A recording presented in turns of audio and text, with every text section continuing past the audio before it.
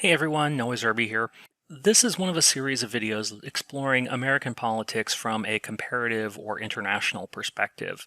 In this video, we examine the ideas of American exceptionalism. The idea that the United States is inherently different from or unique among countries of the world is often described by the concept of American exceptionalism. And that idea is a deeply rooted component of American political culture.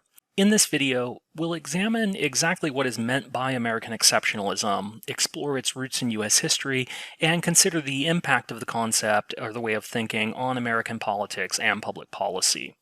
Political scientists sometimes use the term American exceptionalism in a few different ways. First, it's sometimes used to express the unique historical trajectory of the United States as a country.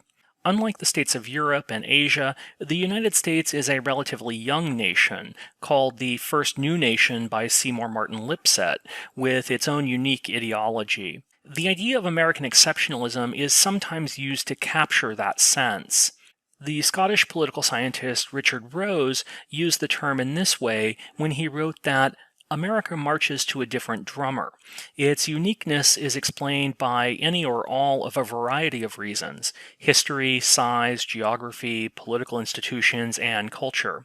Explanations of the growth of government in Europe are not expected to fit the American experience, and vice versa.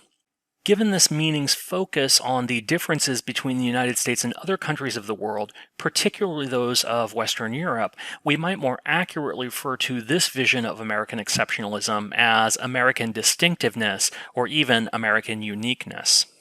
The second use of American exceptionalism is an outgrowth of the first. If the former suggests that the United States was subject to a unique set of historical factors that made its political and economic trajectory different than those of other countries, then the second use of the term suggests that this historical pattern made the United States not just different from other countries of the world, but superior to them. In this sense, American exceptionalism is closely connected to nationalist visions of the United States that places the country in a unique position to expand and spread its system of governance around the world. This was the vision of American exceptionalism that, operating under a vision of manifest destiny, saw the United States spread westward in the 19th century, occupying and annexing land belonging to Native Americans, and later purchasing Alaska, annexing Hawaii, taking control of Guam, Puerto Rico, and the Philippines after the Spanish-American War. Because of the connection of this vision of American exceptionalism and American expansionism, we might also refer to this as a more imperial version of American exceptionalism. This vision of American exceptionalism continues even today, perhaps exemplified most clearly in Dick Cheney and Liz Cheney's book Exceptional: Why the World Needs a Powerful America, in which the Cheneys argue that the United States is the most powerful, good, and honorable nation in the history of mankind, the exceptional nation. We are, as Lincoln said, the last best hope on earth. The U.S. is not one or more indistinguishable entity on the world stage, but has been essential to the preservation of progress and freedom, and those who lead us in the years ahead must remind us, as Roosevelt, Kennedy, and Reagan did, of the special role we play. We are, in fact, exceptional. This sense of the United States as a special country with unique, perhaps even God-given responsibilities to shape the world in its own image is deeply, if often implicitly, part of America's vision of itself, shaping both popular culture and political identities.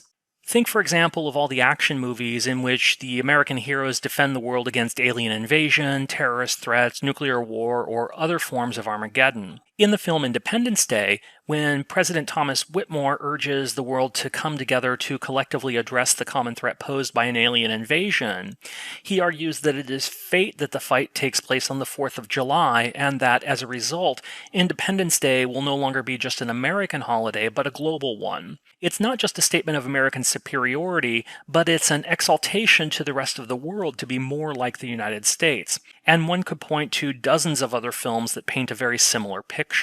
Or more practically, look at public opinion polling. The Pew Research Center regularly surveys Americans on their belief about the role of the U.S. in the world. In their surveys, we regularly find that about a quarter to a third of all Americans believe that the United States stands above other countries in the world. They're shown in dark blue here. About half of all Americans believe that the United States is one of the greatest countries in the world, along with others. They're represented in gray. And less than a quarter of all Americans believe that there are other countries that are better than the United States. They're shown in green here. Now, a couple of items worth quickly noting on this chart. First, the percent of Americans viewing the United States as superior to all other countries has declined over time, while the percent stating there are other countries better than the US has gradually risen. And second, younger Americans tend to be less likely to embrace the idea of American exceptionalism. In their most recent survey, Pew found that while 24% of all Americans said the U.S. stood above all other countries, only 15% of those aged 18 to 29 believed this, and only 18% of those aged 30 to 49 did. Those groups were also far more likely to say that there are other countries better than the United States than older Americans were. The third meeting of American exceptionalism tends to focus on the position of the United States in the international system and was articulated by the French foreign minister and later president Valéry D'Estaing as in the 1960s, when D'Estaing referred to this as America's exorbitant privilege. The criticism pointed most directly at the benefits the United States garners from the use of the US dollar as the global reserve currency, effectively allowing it to skirt many of the rules that might apply to our trading partners or to other countries in the global economy. But this criticism goes much deeper. More broadly, it captures the idea that the United States sometimes views itself as exempt from or exceptional to the rules of the international system. It sometimes abides by the decisions of the United Nations or the International Court of Justice, and it sometimes ignores them. It sometimes seeks to work with other countries to achieve collective solutions to global problems, and it sometimes goes alone and ignores the other countries. This third and perhaps most literal sense of American exceptionalism is rooted in the idea that the United States is immune or exempt from the broader rules and structural forces of the international system. The idea of American exceptionalism, at a minimum, in its form that the United States has a unique history and a special or important role to play in the world, is a long-standing feature of American politics on both the left and the right. We've already noted former Vice President Dick Cheney's use of the term, but we commonly see the idea expressed elsewhere in the political system. Former U.S. Ambassador to the United Nations Madeleine Albright used it in a similar way to Cheney, stating that we are America, we are the indispensable nation. We stand tall and we see further than other countries. And President Donald Trump's vision of America First represents, in this sense, just another avenue for a similar sentiment. Indeed, the idea of American exceptionalism has been frequently evoked by presidents from Ronald Reagan to Barack Obama, from John Kennedy to George W. Bush. It's a common theme in American political discourse. The United States is the empire of liberty, the shining city on the hill, the last best hope, or the leader of the free world. Such visions cast America's values, political system, and history as unique and worthy of admiration. They suggest that the United States is destined to play a distinctively positive role in the world. But as Stephen Walt reminds us in a special issue of the Journal of Foreign Policy, the idea of American exceptionalism is largely a myth. Indeed, according to Walt, although the United States possesses certain unique qualities, from high levels of religiosity to a political culture that privileges individual freedom, the conduct of U.S. foreign policy has largely been determined by its relative power and inherently competitive nature of international politics.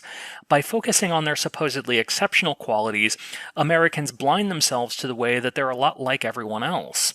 This unchallenged faith in American exceptionalism makes it harder for Americans to understand why others are less enthusiastic about U.S. dominance, often alarmed by U.S. policies, and frequently irritated by what they see as U.S. hypocrisy, whether the subject is the possession of nuclear weapons, conformity with international law, or America's tendency to condemn the conduct of others while ignoring its own failings.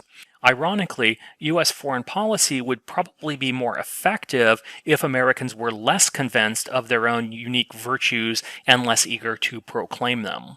So, what do you think? Is American exceptionalism a misguided myth, as Walt asserts, or is there something unique about the United States that distinguishes it from other countries? Share your thoughts in the comments section below, and thanks for watching. Bye.